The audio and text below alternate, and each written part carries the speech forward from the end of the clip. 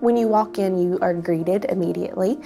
You can tell that the therapist and the physicians here truly care about their patients and their families. It's not just a, let's bring your child and treat them and send them on their way. It's a, come back, let us work with your child, let us work with you, and let us tell you some things that we can work through throughout the week.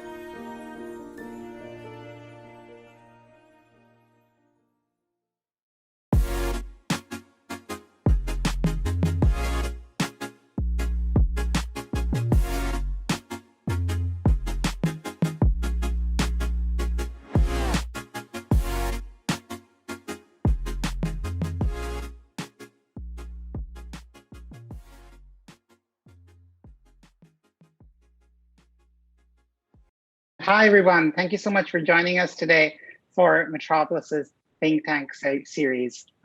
We are here today to talk about working with timber, new possibilities for design, construction, and sustainability. Mass timber has been a revolution in the architecture and design industry, regardless of what sector you're in.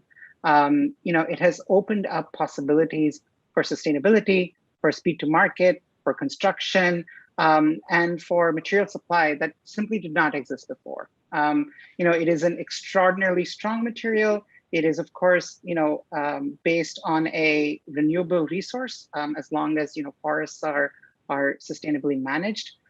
So it really represents a fantastic opportunity for the A&D industry today. And to talk a little bit more about exactly what that opportunity is and what kinds of new possibilities we can foresee in the market going forward. We have with us a fantastic group of experts. With us today are Steve Kavanagh, who's the architect at DLR Group, and also one of the hosts of today's event. Steve, such a pleasure to have you with us today. Also with us is Jacob Mans, who's a professor at the University of Minnesota. Jacob, thanks so much for joining us. John Carmichael, who's the builder at New South Construction. John, fantastic to have you here today. And Pete Cobelt, who is a mass timber manufacturer and fabricator at Element 5. Pete, such a pleasure to have you today. I'd love to kick off today's discussion with a question to Steve. Steve, tell us a little bit about DLR's work with mass timber. Obviously, this is an exciting new material, and over the last, I would say 5 or 6 years, we've seen a number of fantastic buildings built with mass timber come to the market. Why was it so important for DLR Group to adopt this material? Yeah, sure thing, Abhi. Hi, everyone. Thanks for joining us. I think it all started, as designers, we felt the responsibility to do something impactful, toward climate change mitigation. I mean, that's really where it started. But fundamentally, as a firm, we're really just trying to create beautiful, sustainable architecture. So that was the driving force. So at DLR Group, I lead a mass timber design studio out of the Chicago office. In our portfolio, we've got 2 built 7-story office buildings. We've got another approximately 2 million square feet of mass timber projects on the boards or under construction at the moment. So we've jumped into it with both feet. We think it's very important. We're very excited about it. We're also involved with mass timber on the research side. We'll hear a little bit more about that. We're collaborating with the University of Minnesota. Jacob Mans is on the call here with us. That's super exciting. That was a grant through the U.S. Forestry Service. So we'll talk more about that a little bit later. Yeah, it's really great to be part of this panel, and I'm really looking forward to the dialogue. Yeah, absolutely. You spoke about having 2 million square feet on the boards. I mean, I think it's just incredible the speed at which we've seen the marketplace sort of adopt mass timber for projects. And there's so many possibilities that remain to be explored. So I'm looking forward to talking through all of that with all of you as well. John, you're currently building what will be the largest mass timber building in the US. It seems like we definitely get one of those every year or every couple of years, and each one is bigger than the last.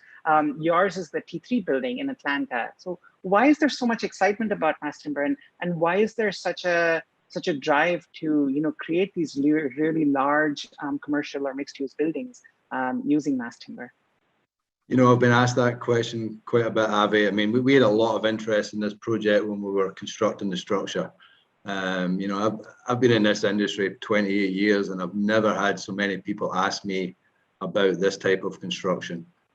We'd have people stopping us in the street as we were erecting it, people calling us and saying, "What are you building over there?" And I think that the biggest thing I tell people is once we completed the structure and we had dried in the building, I've walked a lot of people through this building, and every one of them, the reaction is wow. Every single one of them that walks in that space, and that's what I think gets you excited. I mean, we build a lot of projects in New South Construction. I've done a lot of projects over the years, and quite frankly, there's some projects that pay the bills, but there's other ones that you just get excited about. And this T3 in Atlanta was one that we definitely got excited about, and loved working with DLR on it. I love the whole. I'm glad that we're on this panel here. I'd love to have been a designer, but I'm not. I'm a builder. I love to hear the design side of things, and we love working with DLR and just seeing the intricacies that are go into the process and what's involved in it. Yeah, I mean, we have such a long and rich history of building with wood in this country. Timber framing is really one of the most commonly used construction methods across North America. And so it's almost a return to this idea of timber, and yet this timber we're talking about is, it's enormously strong for the weight or the volume of material that you use. It's typically there's many products that are considered within mass timber. Of course, the cross laminated timber, which I'm sure a lot of people have heard of, is CLT, mass plywood. Depending on the thickness of the material you want to use, all of which composed of layers of wood, basically laminated together for strength. And that just opens up so much more than just building with timber itself. Jacob, tell us a little bit about your research into this, kind of old material come to life again, and about your collaboration with DLR Group as well. Sure.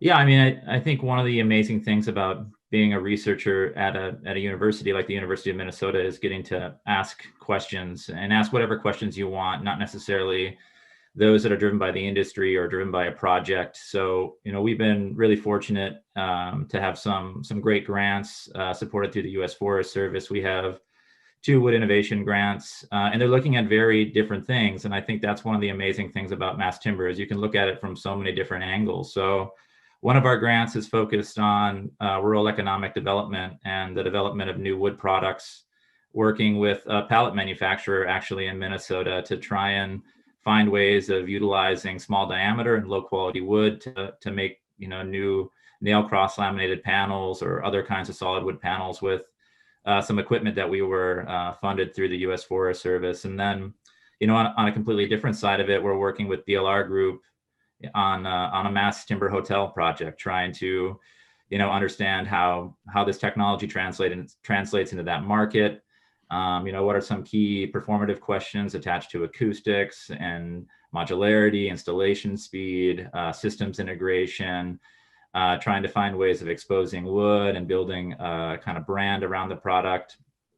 So there's just so many different, questions that we can be asking about mass timber. And I think, one of the things that we're trying to do at a university, at academic institutions, is to train students to look critically at systems like wood. And you've mentioned it, it's an old system. You could be looking critically at a timber frame or a heavy timber frame or mass timber. I think as long as we're, creating creative students who can look at wood differently. The project that we're doing with DLR Group is through a research program at the University of Minnesota. So it's not just a design project. It's really trying to teach students to take on, develop a research question, work with partners who are practicing to apply ideas learned in the academy into practice and to push the entire wood project forward. So I'll leave it at that for now. Yeah, for now, indeed. I mean, I think that's the exciting thing about this. The three of you have pieced together, some of the real advantages with building with mass timber.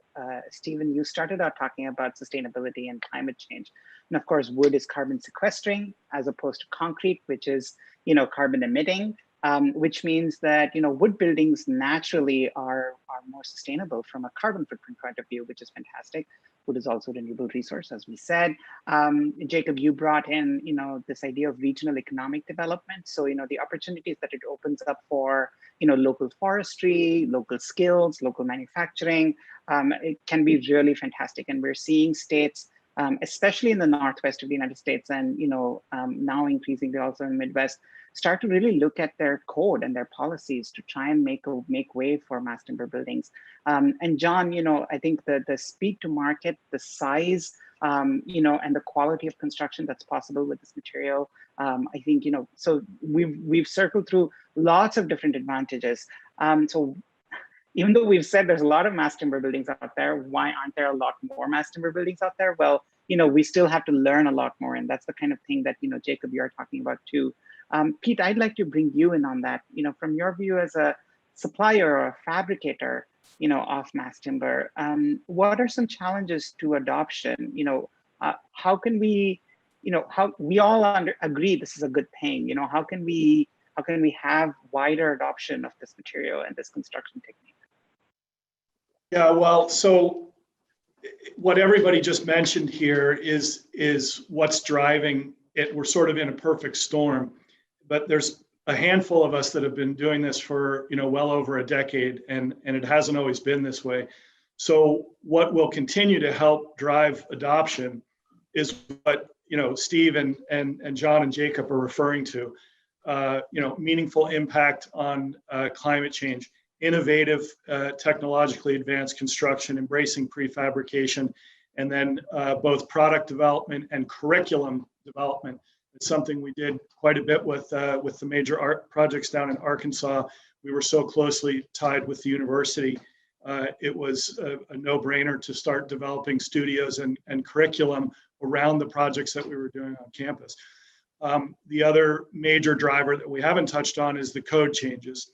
And as we've gone from 2015 to 2018 and now 2021 tall wood provisions, that's really opened up the market and alleviated much of the apprehension in the building and fire department realms. In the old days when we had to do 104.11 alternative means and methods every single time, it was extremely painful and time consuming and resource intensive, and you had to invest in a lot of education. Now with various jurisdictions adopting the tall wood provisions, it's a much easier conversation.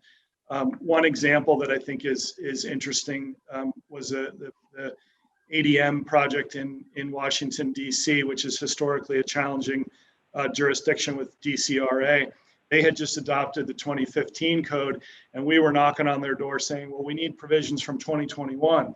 And fortunately, Woodworks had done a really good job of priming the officials, and they eventually said, look, if you don't deviate from the 2021 provisions and you use the existing 2015, we'll allow this project, which was a vertical expansion. So it's a first of its kind, 4-story expansion on top of an existing building. So between what everybody mentioned and the code, I think we have this perfect storm. Now, the question is, how are the manufacturers doing, right? And the hockey stick curve that we're in now all of a sudden is placing a burden on manufacturing for sure.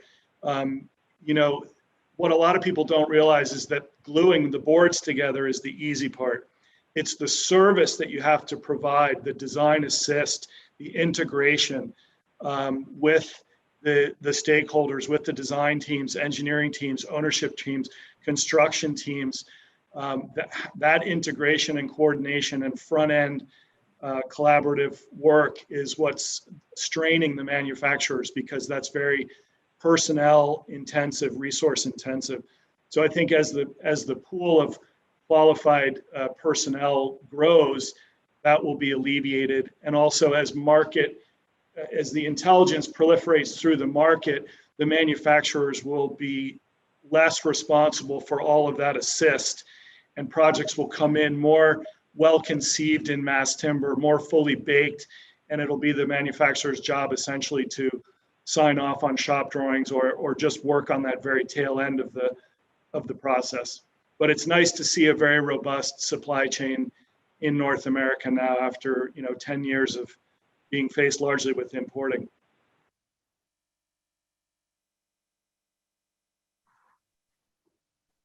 Pete, first of all, your point about code change is well taken. I think, and we're seeing, as you rightly said, changes in building code across the country, or at least openness to tall wood buildings or mass timber buildings across the country, which is absolutely fantastic. I think also local legislators and buildings departments are starting to see the economic benefits in many parts of the country, especially in the Pacific Northwest, where there's a direct connection between local industry and mass timber building. I think your last point about this, hopefully this technology will reach a point where designers and structural engineers and everybody else who's involved understand the material, understand its possibilities, understand its limitations, and are able to kind of get to a level of sophistication with it. Until then, of course, you're in the position of educating the market, which is great, but it's challenging as well. Totally get that. It's just interesting where we are. Jacob mentioned a grant with the DLR Group to work on a mass timber hospitality project. That's a sector that's not necessarily seen mass timber building yet. Pete, you spoke about a expansion project, 4 stories on top of an existing building. So, seeing mass timber also being a route to expansion, adaptive reuse, things like that, that's exciting. There's so many new avenues beyond sort of the first, few ground up constructions that we've seen in the past few years, and there's obviously design implications to that. Steve, I'd like to bring you in here just one more time to talk about sort of what are the design possibilities that mass timber opens up. We have architects on this call, we have interior designers listening in. To them, other than the sort of functional and sustainability advantages we've seen, are there any sort of design advantages that you find exciting at this point? Yeah, I mean, I just think the wood structures are beautiful, and I also have an appreciation for the art of construction and an exposed structure building. So when that piece is inherently beautiful, that's something that can this be a design approach to get out of the way? What I mean by that is we sort of approach these with kind of a heightened level of integrative design. In other words, we attempt to understand the engineering, both the structural engineering, the mechanical and systems integration on a level where we can organize these pieces of the building in 3-dimensional space so that you're really optimizing the view to the wood, and the appreciation of the wood, if that makes sense. So, it's a lot of fun. It's a different approach. I think it's holistic, it's integrative, and it's really about celebrating the wood. And we're seeing, great advantages to that too. I mean, there's research around kind of the cognitive advantages of being exposed to biophilia in a building, for example. So there's research behind kind of this, there's science lurking behind the background of that positive response that we see for people that, when they're around wood, natural materials. I just like to, maybe jump on that real quick, Avi. I think there's also a lot of really, as an educator who teaches design studios, I think there's a ton of interesting design opportunities with mass, but I think there's also a lot of logical opportunities to design studios around mass timber because of its direct connection back to the land and to a resource that is, truly renewable. So, whereas with other products that might be, more difficult to characterize the relationship between a building and a landscape that really truly supports it in a sustainable way, I think, educators are trying to have students look beyond just, replacing one material with CLT and then doing a tall building studio around it to create something that's taller than everything else before, but to actually ask legitimate, ecological questions of that material. There's a question in the chat about, like what is going on with the glue inside of mass timber products, and like those are the kinds of questions I think design studios and students are beginning to ask. It's more than just, can I replace one material with a new product, but what is this product? Like, what questions should I be asking about it?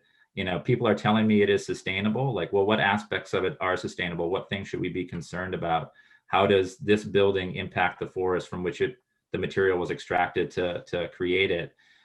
So I'm really also excited about, having students, look more critically at a material and to begin thinking about the, if not the design of the systems that support mass timber, asking more critical questions of that material, not just taking those things, at face value.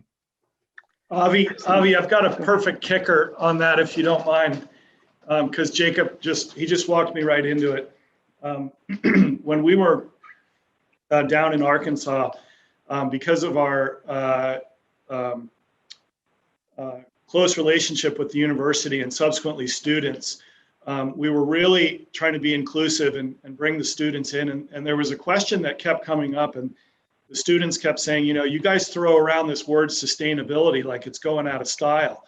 And they said, could you give us some meaningful sound bites about this? And I said, that's a really fair question. So in my time in Arkansas, which sadly I probably wouldn't have been able to point out on a map prior to my engagement there, I discovered that it's a state endowed with 19 million acres of trees that grow 71 tons of wood fiber every 60 seconds. So we did a quick study with the forestry school in Monticello, an extension school of the university. And I said, if I'm bringing in 5,000 cubic meters of CLT and glulam for these two university campus projects, how long would it take the state's forestry resources to regrow that? And the forestry guys did some rough math on the back of the napkin, and they said the dorm, which is 200,000 square feet, 5-story, 700 bed, would take 2.5 hours, and the library storage annex, which was about 40,000 square feet, would take about 30 minutes. So in 3 hours, just in the state of Arkansas alone, given the available forestry resources, we could regrow those two buildings. And that soundbite was really quite popular, and it led to more discussion about what does sustainability mean. And the last point of that, there was a question about adhesives. Should I just touch on that, or? Go ahead. There was a question in the Q&A about adhesives, and it's a really good question, and I always like it when people bring it up, because yes, there's a significant amount of adhesive in this product. From inception in Europe, where most of this really originated 25, 30 years ago, they were not going to advance the industry. Were they not able to use, essentially at the time, single part polyurethane food grade formaldehyde-free adhesives, and they've only gotten better from there. So there's no formaldehyde. This is manufacturer specific, but most of the manufacturers who are being called upon for product declarations and for stewardship and chain of custodies declarations for some of the more sophisticated buyers, we can't have a bunch of red label materials in the product. So virtually everyone's using the same type of food grade polyurethane adhesives in the product. So it's a very sustainable. I'm not going to profess to know how the glue is actually made and all that, but I think we'll find in the ongoing life cycle assessment development, we will be including that to give a very holistic picture of not just the timber handling, but also of the adhesives. Right. And go ahead.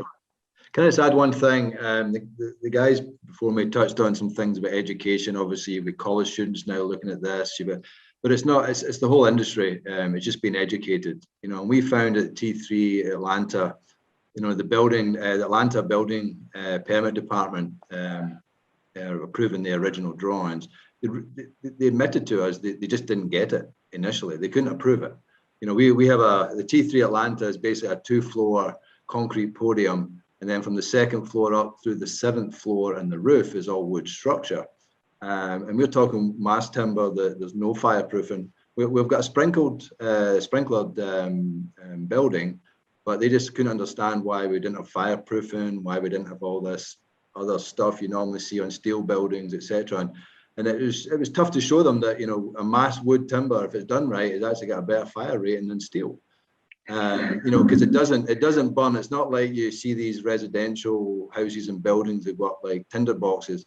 Mass timber, when it burns, it just chars. It doesn't, you know, burn like a normal, you know, house would burn.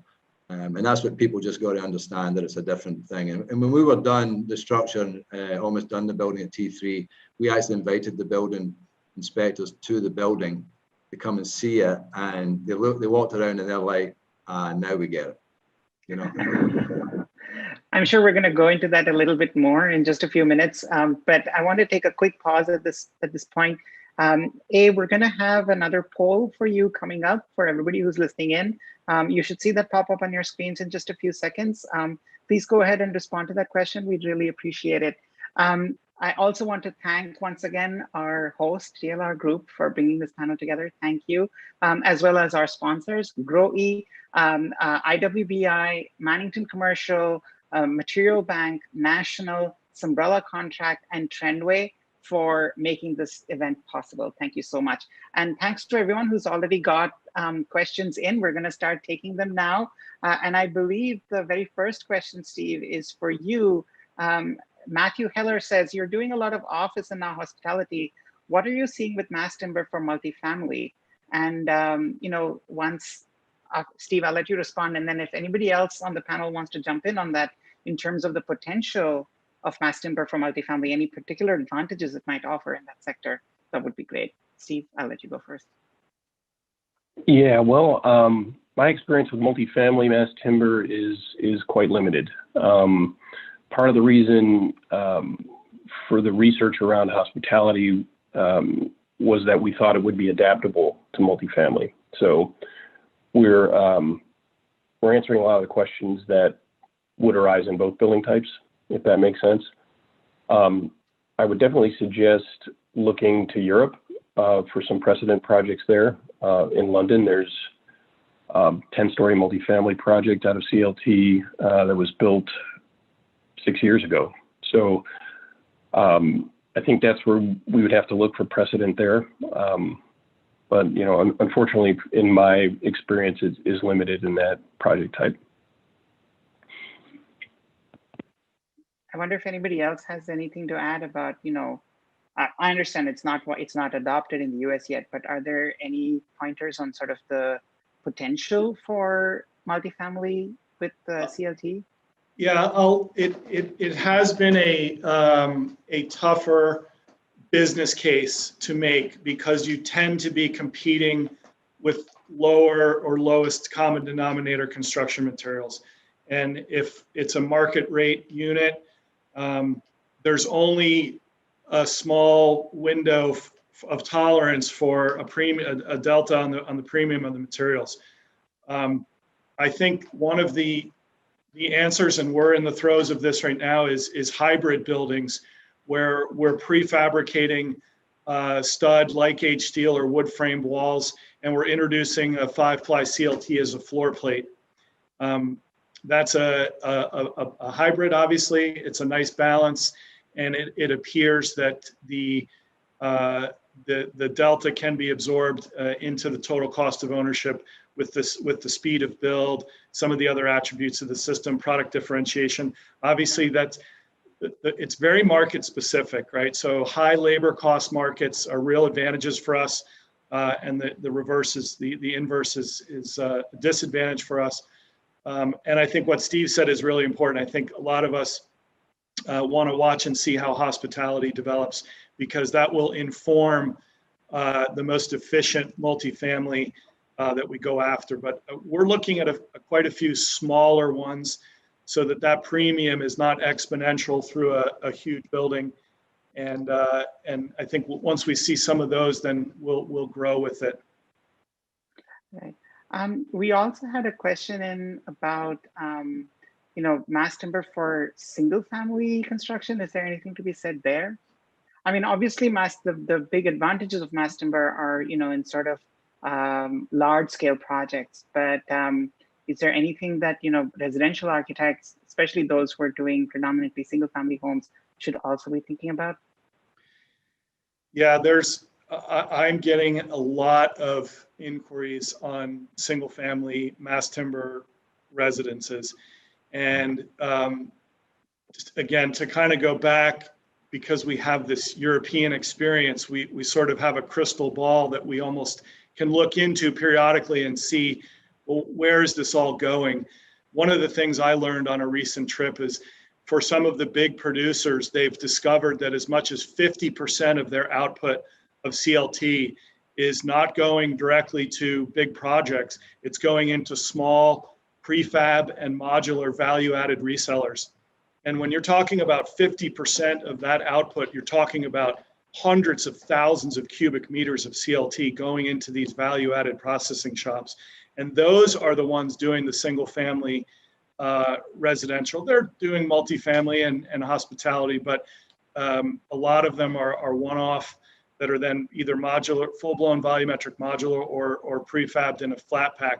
So I think one of the things I'm working on is introducing CLT, now that we have a robust supply chain, into the prefab and modular world so that we can support the residential market. But the main primary manufacturers are just simply not set up to support those projects. It's going to take the advent of a cottage industry that can buy in bulk and do the value-added reselling, control their own costs, and then respond to that market pull. Right. I think we're gonna hold on to the prefabrication part of it just for a bit, but that's, I'm sure, another whole area for us to explore together. Anna Kuzmin has a question here, and I believe, John, you might be best suited to take this on first, and then everybody else can jump in too. What are some methods or innovation for fire protection or suppression for timber? How are we working in fire protection? I know you said that it's actually performs better than even a steel construction, but nonetheless, what are some of the strategies you have to use to just make sure that a mass timber building is protected from fire? I mean, just your traditional sprinkler system primarily. Mm-hmm. That's what's so easy about it. We built this structure, and then we put in a sprinkler system that we would put in even a concrete frame structure. It's tried and true methods. It's stuff that we've done 1,000 times before. And again, really the aspect of fireproofing in this particular T3 building is really more to do with the design than anything we did construction-wise. But it was just good to learn that itself is surprisingly fireproof, very, very fireproof.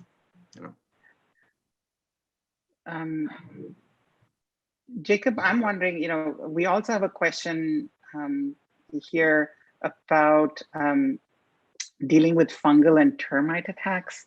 I think, again, there's definitely a lot of questions around just the durability of wood, because we've had such a long interim cultural period where we've seen concrete and steel is really the durable method of building and design and construction. Jacob, how do you, especially as you work with students, you talked about these questions coming up. How do you deal with questions like that? And then if anybody on the panel has a specific response to fungal and termite attacks, I'd love to hear. Yeah, I mean, I think it's a question of what is the space being used for? We know that wood, doesn't do great if it's getting moist, if it's staying moist, if it's not allowed to dry out. So I think there are some general questions that you have to ask about, any type of structure that you're designing, and making sure that you're not being, overly general. And there are issues with concrete buildings, for example, that if you just assume concrete is going to do everything for you, you're going to get yourself in trouble. Same would go, with a steel building. So I don't know. I think you always have to be, conscious of what you're trying to do with a material, and make sure that you ask questions of when that material would fail. If you're worried about, mold and moisture coming into contact with wood and causing it to degrade, then you should, do what we've always done, which is to try and keep the moisture away from the wood. If the wood is going to get wet, make sure that you have a cavity to drain it, make sure that you can ventilate that cavity. I mean, they're just a set of principles, I think, that apply. And just because it's a new type of construction, it doesn't mean that we can forget, all of the lessons that we've learned over thousands of years of building with this material. So I would just go back to that and try and, ask good design questions, and then, work backwards from the questions and see what answers you come up with. Right. We have a couple of questions here that are both related to sustainability. Celeste Novak asks a question that I think, Pete, you already weighed in a little while earlier, but maybe you want to reiterate. Can you give us more statistics about the replacement of wood lumber sources in terms of how many forests are being managed to replace trees that are being forested? I would like to know how the 30 years it takes to grow a tree of substance is truly replaced for use in mass timber projects. So can we talk a little bit about sort of responsible forest management as part of this ecosystem for mass timber? Yeah, this is another important question, and it's one, as manufacturers, we want to be very transparent about. If you look at this small example I gave earlier, just in the state of Arkansas, and you expand that across the United States and then up into Canada, Element 5, where I'm consulting, is working out of a prolific SPF North wood basket. I have a couple slides that illustrate the wood basket, natural damage, fire, bugs, and it distills it all the way down to the amount of actual fiber that is taken from the available managed crown land, and it doesn't even move the needle. And no matter how far you take the projections of mass timber out into the future, in the larger context of the wood baskets and the primary wood products sawmilling industry, it's literally a drop in the bucket. It's worthy of an entire presentation just on the consumption of timber. And keep in mind too that in Europe, my family was involved in forestry for many generations in Switzerland, and their mentality has always been take the worst first. And Jacob was alluding to that in some product development ideas earlier. And one of the fundamental value-added manufacturing premises in CLT is you're removing defect and creating a higher value board, whether you're vertically integrated with your sawmills upstream or whether you're doing that in an optimizing process in your factory. That's inherent in the process. So the greater the vertical integration that we can have upstream with the fiber and the sawmills, which I think will come, we're certainly not at the level that the Europeans are, the more of that lower grade, worst first timber resource we can use and still achieve the strength values that we're comfortable with on CLT. But and I'll just add one little kicker. The tech companies are really driving this sustainability discussion. They have climate scorecards. The GSA, the High Performance Federal Building Group, has a climate scorecard. And if they can't check the boxes related to the climate mitigation mandates that these companies have had, which is the pressures on us to show those chains of custodies and the FSC certification and PEFC and what have you, then those projects don't get pushed forward. So there's a real fundamental pull in the market, which is what we need to sustain the premium and the management policies that we've worked so hard to get. And so the tech companies are real allies in helping us achieve those goals. I think that, go ahead, sorry. Yeah, sorry. I mean, I'm very passionate about the forest management question. I think the future of mass timber buildings is the forest. So when we think about what's going to happen in the next 50 years with mass timber, we have to be thinking about our woodlands and how we're managing them. And Pete, you brought in some really interesting facts about how we are managing it. And I think another thing that we have to be conscious about is people who are pushing this technology forward is that it's not always, what is happening, but the perception of what is happening. And this is another important thing I think that educators, can play a role in. A well-managed forest is not one that you're not touching. Like we have to be working to manage our forests, and the idea of, extracting from it requires a value in that place so that we can, afford to have managers go in there and actually manage it, and then, have somebody come in and actually do a timber harvest so that they can make a profit on it to make it economically feasible for people. And, beyond, what you're extracting, I think where you're extracting is also very important. And for people to know that if you're not seeing local harvesting done, or if you're not seeing a forest being managed, that means that material is being extracted from some other place that you're not having any contact with. And that management might be a lot less than whatever is happening in your local area. So I think it's a really important question. I think, a lot of well-managed forests, you're seeing a lot of thinning happening. Sometimes you're seeing clear cutting happening because of whatever species are likely to come back there. And people see that as a negative because we have very strong personal connections to the forest and to that landscape. And we have to constantly be educating ourselves about what a well-managed forest looks like. And I think even more than in the past, we have to be looking at what a well-managed forest looks like in the context of climate change, where you're likely going to be seeing, more species turnover. You're going to be able to, you will see larger like die-off events, as a result of mismanagement. So it's a really important thing. And I love the idea of designers, understanding it, being critical of it, and being a part of that conversation. Right. It just strikes me as I hear you talk, Jacob, that, when we think about concrete, for instance, or steel, we don't really think we should have, but we didn't for many years think about an ecosystem of concrete or steel, right? Where is that material being dug out from the earth? What are the processes it undergoes, and all of that? But with this living material, with wood, I think culturally we have this real opportunity to reconsider architecture's and interior design's relationship with material, right? To really dig down into what does responsible material use really mean? Because with wood, all that complexity, all that nuance that we just spoke about is right there, right? It's about, what is right for that natural ecosystem, and that's very particular to place. There's a lot of questions right now on mass timber in terms of, locality and sort of, building local, as being part of this responsible mass timber use. So, thank you so much for really laying that out. I think that's absolutely vital.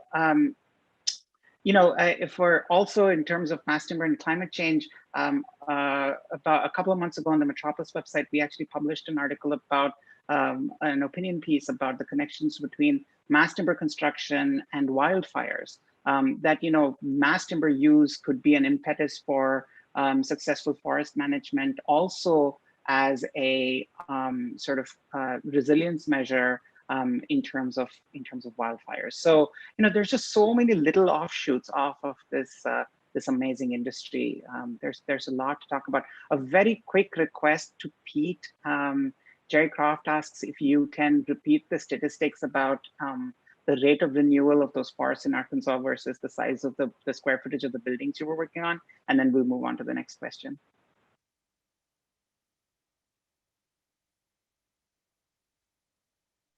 Sorry. Yeah, so Arkansas, there's a swath, I'll just take it slightly broader, but I'll keep it brief. There's a swath of southern pine from eastern Texas up through the Carolinas that is one of the largest contiguous coniferous, multi-species forests on the planet Earth.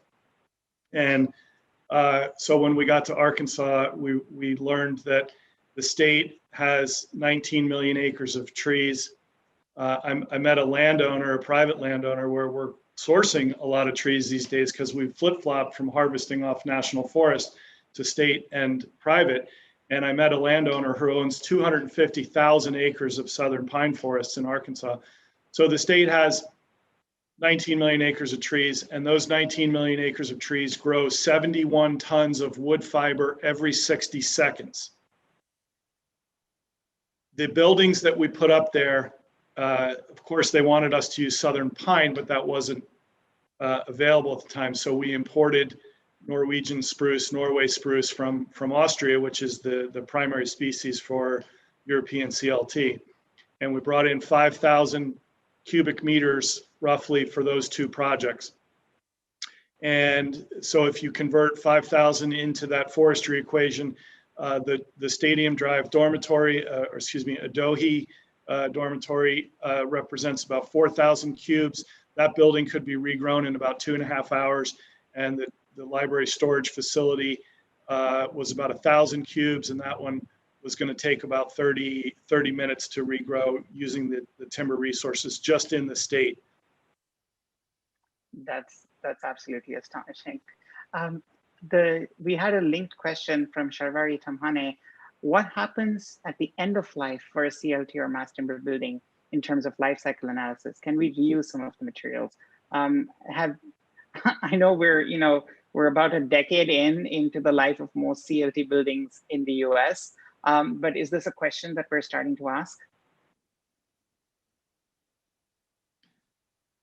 I think it's a great question, and one of the advantages of CLT is you can build a building that's adaptable and has modular features for expansion or other changes, vertical, horizontal, and they're largely screwed together. So if it was designed with a repurposing or a reconfiguration intention, there's no reason that those elements couldn't be either repositioned or repurposed, because again, this is not this is a weathered in structural system that could conceivably last for hundreds upon hundreds of years. So if the building met with obsolescence, those components could be deconstructed and repurposed. That's entirely within the realm of possibility. We just, we need guys like Steve and John who are building them to integrate that into the process so that it's a consideration, so that if that time arrives, it's a lot easier to do. Well, yeah, that's an interesting comment. I mean, one of the drivers for the first major mass timber project we completed, which was built in 2016, so it's only 5 years old. That was the first major mass timber project we built in Minneapolis. It was inspired by the old warehouses in the same district that it occupies. And these were buildings that were older than 100 years old, right? And they were just fantastic, and our client had noticed that these buildings lease up faster than any other office product because of that beauty, right? But then they also noticed that the tenants were turning over because they were drafty buildings, noisy buildings, So really that's one of the reasons we did that first mass timber office. We thought, well, we can get all that charm and beauty of those old loft buildings, but have state-of-the-art mechanical systems and remote redundant data risers and everything the tech companies need. And that would be something that would be successful. I just want to double down on what both Pete and Steve said. And it goes all the way back to the design of the structure. I mean, I think systems can be taken apart. It depends on, whatever you're using to finish or, acoustically isolate these mass timber systems. Like there's going to be something there, and depending on what your strategy is, it may be more or less difficult to strip that stuff off and, take the screws out of the panels and reuse them someplace else. But I think, by Pete starting out right away with saying it's a design question, like how are we designing buildings? And then Steve saying, well, why don't we design maybe more warehouse-like buildings, something that is intentionally generic so that it can be, have 3 or 4 different uses throughout its life. Like, yes, mass timber, I think heavy timber is also, oftentimes talked about as being a system that you can take apart and put together again or reuse in different ways. Like the larger the wood members, are, the more useful they are and as second lives, I guess. But, being designers and kind of stepping back and moving away a little bit, I think, from designing every space for one specific function and looking towards, a more adaptive architecture in general, mass timber is certainly, lends itself to modular design of that type, I mean, they're just really well linked to make a adaptive building.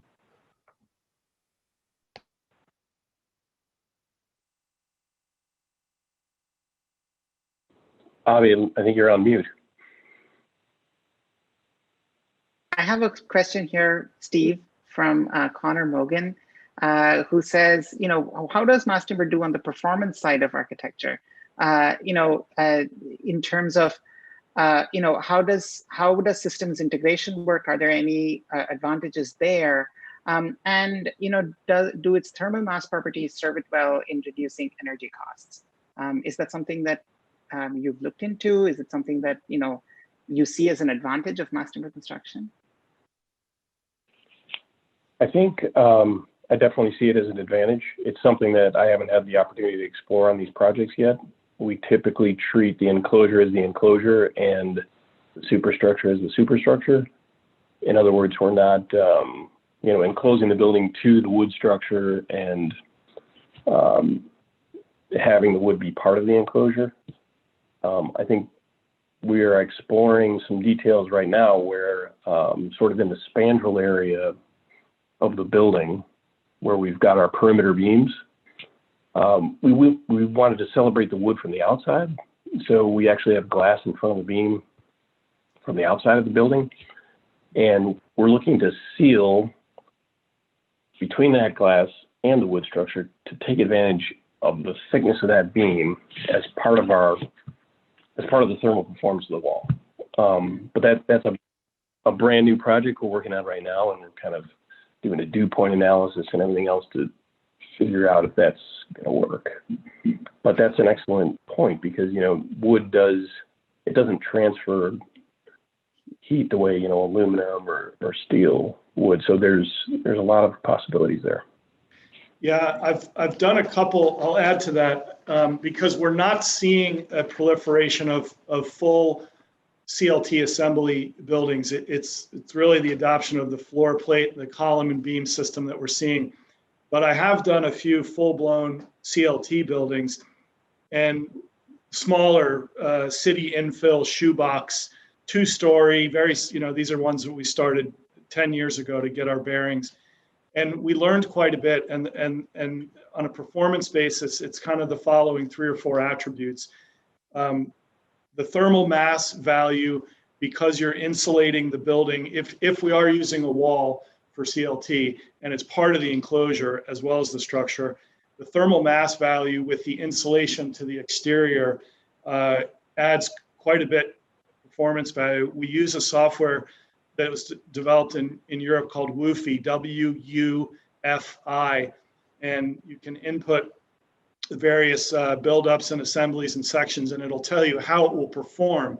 In Europe, we use the U value. It's the inverse of R value because we're more interested in performance versus an arbitrary resistance factor.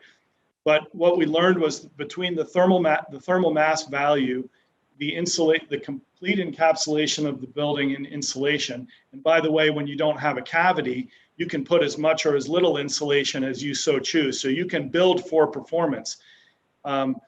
The elimination of thermal bridging in a more typical stud configuration, although that seems to be starting to finally get addressed in modern construction with a thermal break layer, and then an airtight assembly because we tape the seams. And one thing I'll add to Jacob's point is these buildings, if that's the assembly, it's an open to vapor diffusion assembly. So in high occupancy and cold climates where you have higher temperature, pressure, and humidity, trying to wick vapor out, the assembly breathes really well and doesn't trap moisture. And one of the things the WUFI program does was it'll alert you that if it's 40 degrees below zero in Montana, where we did the first one, and it's 68 inside, it'll tell you on a graph whether there's an opportunity for a dew point to develop in that wall assembly. But again, in a solid cavity, solid wall, there's no opportunity for a dew point to form, for a water droplet to form. So very high performance and very well suited for passive house and other high performance rating standards. I just like to add to that I think there's a lot of really interesting potential with wood's thermal performance, solid wood structures thermal performance, and there's some amazing research being done out there right now. Connor, I think, asked the question. You might want to take a look at Kyle Moe and Saul Craig's work on this. But wood is a cellular solid, so it's insulative, but it has some density to it, and it's not just a question of resistance, but of that assembly's diffusivity. It's a rate question. It's not just a one directional thing. It's a multi-directional heat flow analysis that you have to be looking into. But I think it has a lot of potential, and I think it might be one of the ways that you might, or we might as an industry, look to add value to solid wood assemblies. It's not just that it has XR value, but that as heat is moving through this assembly, it's being slowed down, and not only heat, but moisture, right? Like a solid timber building will help you also deal with, moisture fluctuations inside of it, and it will absorb some moisture and it will let it, diffuse back out when the conditions dry out. So it's a really unique hydrothermal material that I think there will be a lot more research done in the future. And I hope it's, just another value add for the product. Right. As we understand more, the material science of it is certainly very deep and very complex. And also, as more products come on the market, I think different forms of analysis will have to be adopted for them too. We have a question here about mass timber being used for other sort of applications other than structure and floor plate and so on, as you were saying. Has mass timber ever been used for furniture such as workstations? Also, has mass timber ever been used to build out technical spaces such as recording studios? This is from Christopher Jadmanish. I don't know if anyone has a response to that.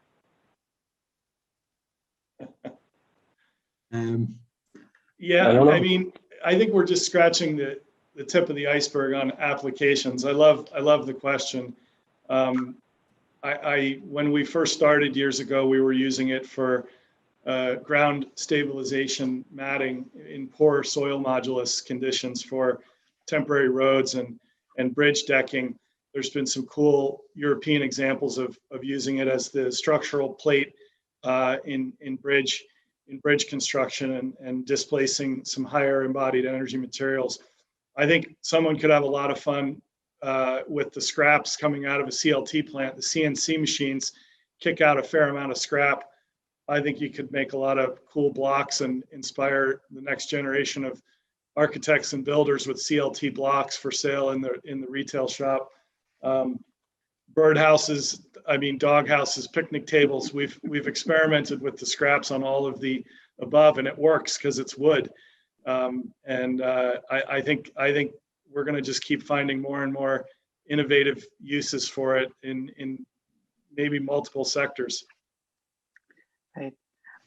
John, I have a question that I think maybe you should take on first, and if other folks have responses, they can as well. Royce Parker asks, is there space in the industry for both cross-laminate timber and cold-formed steel load-bearing prefabricated wall panels, floor systems, and trusses? Sorry, can you ask the first part of the question again, Harvey?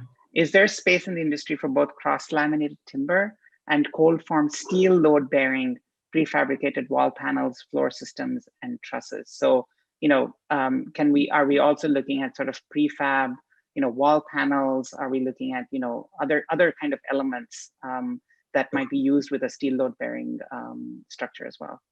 That may be one for the other guys to answer from a design point of view, but certainly from what we have seen, the opportunities for wood in any of those kind of forms is almost unlimited. That's the great thing about it. You could look at walls. I know, from what I understand, that Europe's quite a bit ahead of North America in that regard as far as prefabricated units. We always look at it here when we're looking at hotels and other things, and a lot of times it just doesn't happen for whatever reason. But I think using it for modular walls, using it for prefabricated bathrooms, if you're doing multiple bathrooms in, say, a hotel, I think the opportunities there is huge, and you could just lift it in as one box. Yeah,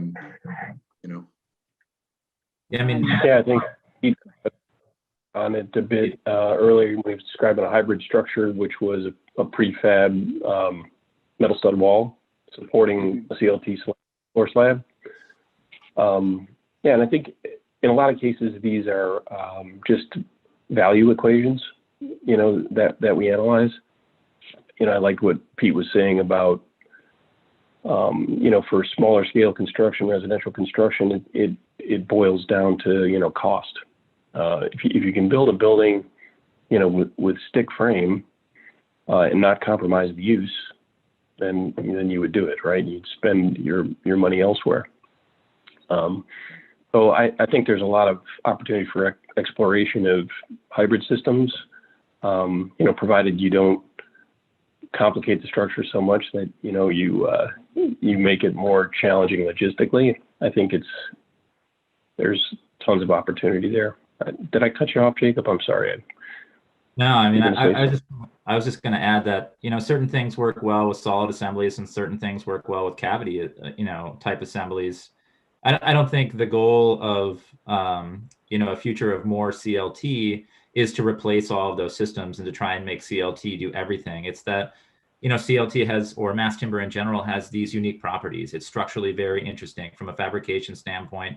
It does certain things. You can put it up at a certain speed. It doesn't do a lot of other things, like trying to get wiring, integrating systems into it without exposing those systems in some way, or having to do extra, routing or kind of, pre-coordination work to hide systems in something. That might be more easily achieved with a different kind of construction.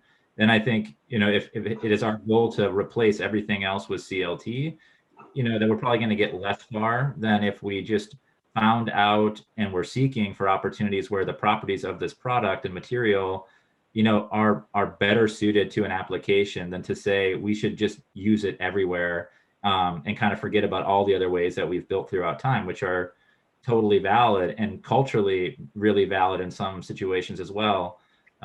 So I would just say, I think there's room for all different types of construction. And the interesting bit would be, can CLT allow you, or mass timber allow you to do something, in a hybrid situation where you otherwise wouldn't be able to? That might be a place to look for innovation.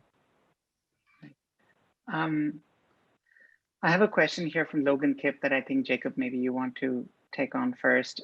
He says, how do laminated bamboo products compare to laminated timber? If bamboo has a more rapid harvest time, are we being driven to timber by the forestry industry when there may be another source material that is more efficient?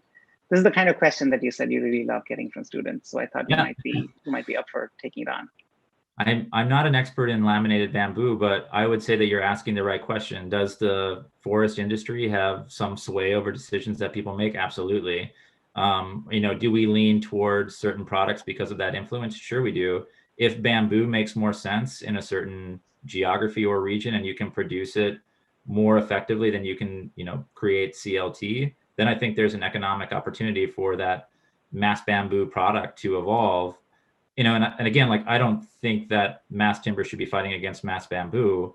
It just feels like there might be certain situations where one is more competitive than another.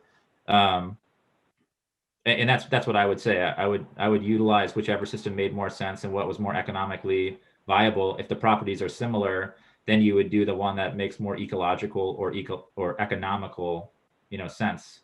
Pete, maybe you have something to say on this. I don't know.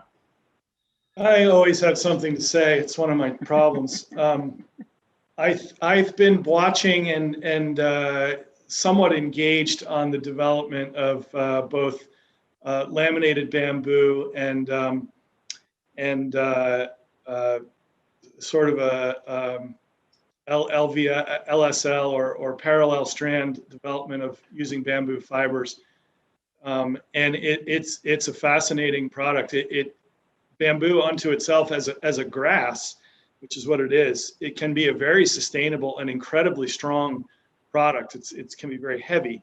The challenge is that it's going to be a difficult road to convince people to grow it on a commercial scale in North America. It would, I think, to some extent be characterized as an invasive species. So the supply chain becomes the problem because we have to import it. I think one of the values of timber is it's a vast renewable resource for virtually all of North America. But the question is good because let's face it, it was the primary wood products manufacturing industry that kind of sparked the fire of all this back in the day up in Canada. With the best of intentions, right? An opportunity to do more value-added wood processing. So yeah, we have to be mindful of that, but I think we've proven that we can do it sustainably. But I think there's a place for bamboo, and I'm watching it develop and see how it moves into the market with the interest in natural, renewable resources in commercial and residential construction for sure. Right. Certainly, again, as you rightly pointed out, Pete, bamboo is not native to many places in North America. And I think, that is a question also we have to ask ourselves, right? That said, I just want to point out, Metropolis did cover some amazing work coming out of Virginia Tech's Bamboo Lab on laminated bamboo product. If anybody's interested, that article is on our website. Also coming from Asia, there's a huge drive in India, at least, to look into the viability of responsible bamboo forestry, and whether that can become a resource for a laminated bamboo products industry. So, I think Jacob, in addition to what you were saying about, regionality within the US, I think it's also about sort of, the material ecology in terms of, is it more sustainable to ship something where it grows versus to rely on a local industry?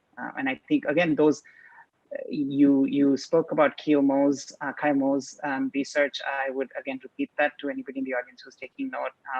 Please look into Kai Mo's work on material ecologies, because again, that equation in terms of logistics versus local sourcing is not as simple as you might imagine. A couple of questions about prefab, if we're ready to take that on now. I think those will be some of our last points of discussion. Before we close out. Just before we do that, a quick thank you again to DLR Group for bringing us this amazing discussion. Before we close out today, Steve, we would love to hear a little bit more about the hospitality grant and project that you're working on. Thanks also to our sponsors, GROA, IWBI, Mannington Commercial, Material Bank, National, Umbrella Contract, and Trendway for supporting today's discussion. It wouldn't be possible without them. Questions about prefab. Elsie Cheng asks, regarding cost, schedule, safety, and economics and sustainability in terms of reducing waste, how do you incorporate and pre-build certain items off-site, such as washrooms? Do you think this should be the norm now and in any future design and build wherever possible? That is, should designers and architects should consider these points when designing and planning? I think that's our first prefab question is, are there certain elements that are better off being prefabricated and brought into site, when it comes to mass timber? Yeah, I think. Go ahead, Steve. Yeah, the system is inherently prefabricated, right? The mass timber systems, the beams, posts, floor planks. But I think the question you're asking is more about modular, expanding the prefabrication into more of a modular equation.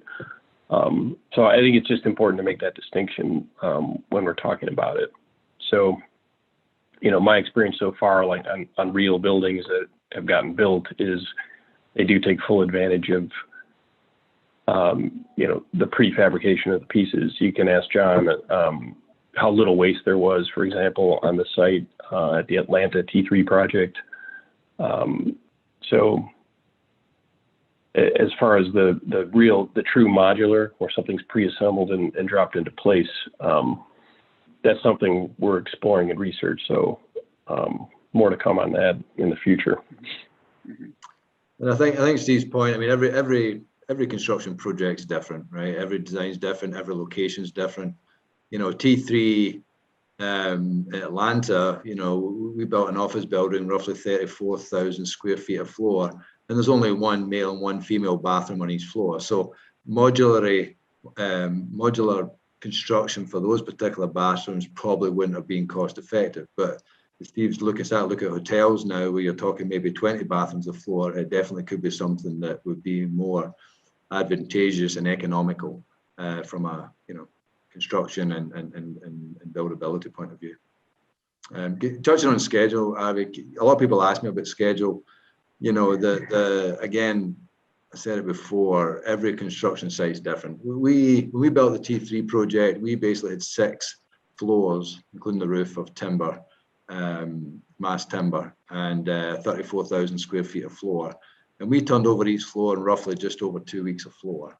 So the whole structure, the whole wood structure, took 18 weeks. And we did some math on it, and to have built that out of a regular concrete structure, we've probably been looking at 22 to 24 months, 24 weeks, sorry. It would probably save 4 to 6 weeks. But we could have improved that even more if we had more room around the site. We had such a tight site at T3 that we were only able to utilize one tower crane. If we had more room at the north end and the south end, we'd have put 2 cranes on it with 2 crews, and we could have probably put that structure up in under 12 weeks, which would have been close to double what we could have done with the concrete. So a lot to do with logistics, a lot to do with the location of the site, the type of construction. But and for people on the call who might not understand it, this mass timber construction, we had 1 tower crane. We had 2,483 timber units. And I say timber units, either beam, column, or decking, that range anywhere from 3,000 to 7,500 pounds each.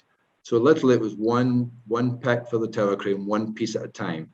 But the whole structure, and to touch on Pete's previous comment about benefits in high cost labor markets, this whole wood structure was built by 8 guys. Just 1 piece at a time, but you're talking 8 by 40 piece of decking, 320 square feet, that was installed in 20 minutes. Then it's on to the next one and the next one. So the key to that project, the schedule was great. The key to it was the planning.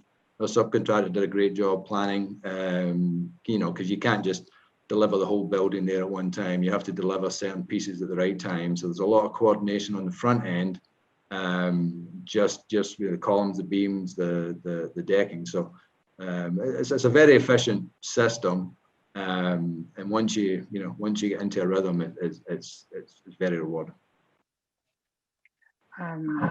Thanks so much. Two really quick questions. I think one for Pete and maybe one for Jacob. Pete, Crystal Springer asks, are you using heat treated or acetylated wood in your mass timber products? Heat treated, as in? Yeah, heat treated.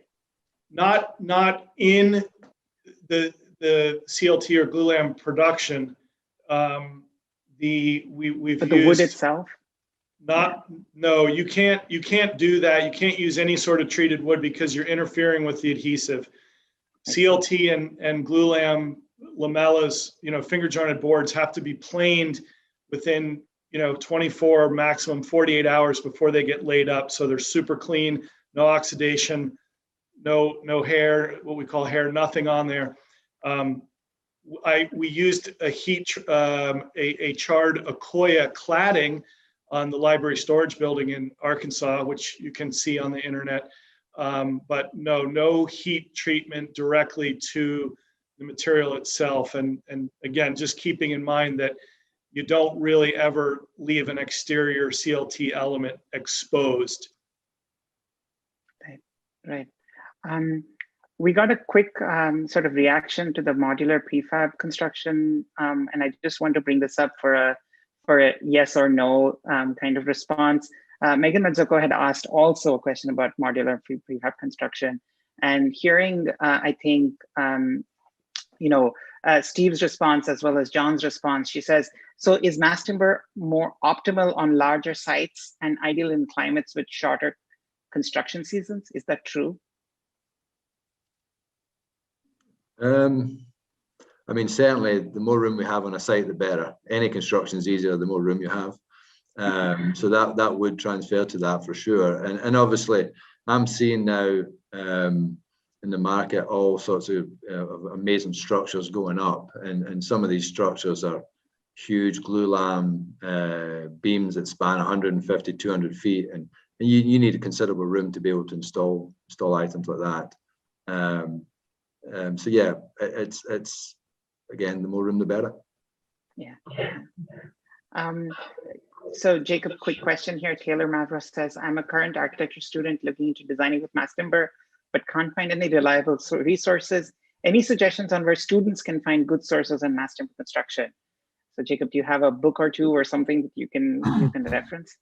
I mean, there are lots of books. I don't have any particular one off the top of my head that I would recommend. I would say, on this call are types of people that students should be reaching out to, and it's Steve, yes, who is an architect and an expert at this, but I think also, John and Pete bring knowledge that students don't usually get exposed to, and I would imagine if students were to reach out and try and build relationships. Certainly it was the case when I was a student, which wasn't that long ago, that if I reached out to somebody and I had an interesting question about a particular construction system and they were an expert in that field, and I went to them directly or someone that they knew directly to try and understand it better, that people would be willing to talk with students. And I think oftentimes students are afraid to kind of reach out and build these relationships because they're afraid that someone's going to be upset with them because they're going to get asked a question. But my experience has almost always been that when you reach out to people who are experts in a field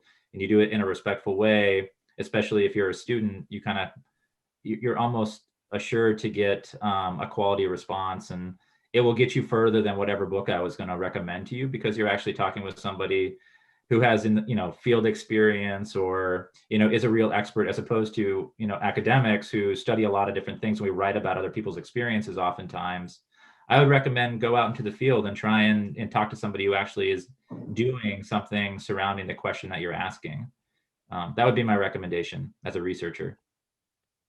That's such fantastic advice. Thank you so much, Jacob. And Taylor, please take note, and any other students on this call. That is just excellent advice. One last question for Steve. Steve, having heard everything we've heard in the last hour and 20 minutes, it sounds like the hospitality project that you're just embarking on is going to be such a fantastic sort of exploratory initiative. Whether it's modular construction, whether it's moving into new building typologies. It just sounds really exciting. I mean, it sounds like that project has so many things that you could explore with. Tell us a little bit about where you are with that project, if you don't mind. Yeah, sure. It's really great. I'm very fortunate to have some colleagues at DLR Group that, we actually have a researcher in-house, B. Sanborn, who has really helped facilitate this and just ask amazing questions. But one of the things that we did is we started these sessions that we call collaboratoriums or something like that. And what we're doing there is we're bringing people from, every aspect of hospitality into the room. And, to Jacob's point, we just asked these people, hey, do you want to talk about this stuff? And, yeah, sure. We've got people from Marriott International. We have hotel developers giving us, their perspective on what we're doing. And a lot of the issues that have come forth here, pop into the conversation, issues of, durability, acoustics, fire, life safety, working with a company like Marriott. And again, we launched into this, this hotel, mass timber research because we thought, yeah, this can make an impact. We do a lot of hotel work. If we could figure out a way to do it out of timber, we could really make some headway. So we've leveraged those, professional relationships to get real world input to help inform us so that we're asking the right questions and doing the right testing in the context of our research. So yeah, it's really great. We even have someone from the industry providing CLT panels so we can do actual acoustic testing on them. It's been really great. Jacob, do you want to add a little bit to that? No, I mean, I think you hit it on the head, just kind of echoing, I think, the importance of this collaboratory model, which we wrote into our grant as an activity that we were really focused in on and trying to get as many voices, you know, around the table as early as possible to make sure that we were asking the right questions and trying to measure the right things when it came to, you know, developing whatever design prototype it was for a mass timber hotel. And, you know, I'm at the University of Minnesota. DLR Group has been fantastic with it. We have researchers at the U working on it. DLR Group has researchers working on it. If we don't have the expertise between the two of us, you know, there are people out there that we've been talking with who know exactly where to point us. So it's a really exciting project. And yeah, we have, I think, 2 more years on it. So a lot more exciting stuff to come. Thank you so much, Stephen, John, Jacob, and Pete, for everything that you shared with us today. Jacob and Stephen, we're going to look forward to the results of your project. You know, whenever that's done in a couple of years' time, it certainly is going to be groundbreaking for the industry. And thank you so much for sharing all your insights today and for being so open and so sort of, I think, realistic with and optimistic about the possibilities of mass timber. This has been an absolute pleasure. Thanks to DLR Group in general for hosting today's discussion and for bringing our panelists together. We really appreciate it. Thanks as well to our sponsors, GROE, IWBI, Manhattan Commercial, Material Bank, National, Umbrella Contract, and Trendway for making today's discussion possible. And one last big thanks to everyone who's joined us for today's session. Your questions were fantastic. I will freely admit there were some questions I did not understand, but clearly our panelists did, and that's all that matters.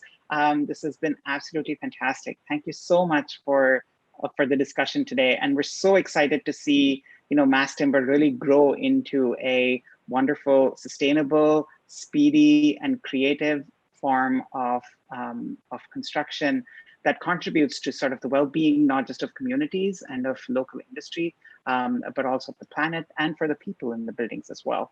It's such a great topic for us to have discussed today. And I thank you all so much for the work you're doing in furthering that as well. Thanks everyone, and have a great, great evening.